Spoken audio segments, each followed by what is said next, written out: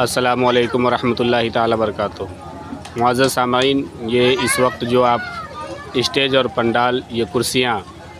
ये चहल पहल जो देख रहे हैं,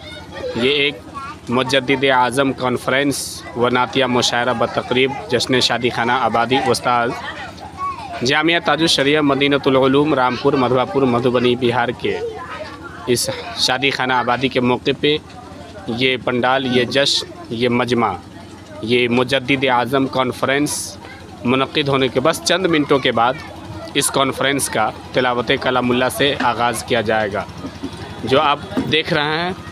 अपने निगाहों से कि जामिया ताजुश शरिया मदीनतुल उलूम के तलबान नबविया स्टेज पर तशरीफ़ ला चुके हैं।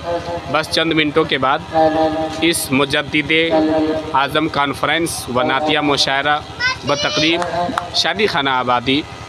उस्ताजुल हुफ़ाज़ वल क़ुर्रा हज़रत हाफ़िज़ वक़ारी मोहम्मद शरफ़ रज़ा रज़वी की जश्न शादी खाना आबादी के मौके पे इस हसीन नातिया मुशायरा व मुजद्दिद आज़म कॉन्फ्रेंस का इनेकाद किया गया है, जो सरज़मीन इंदरवा टोला बासुकी बिहारी थाना मधवापुर ज़िला मधुबनी बिहार। बस अंतरिम आप तमामी हज़रात मुलाहिज़ा फरमाएँगे।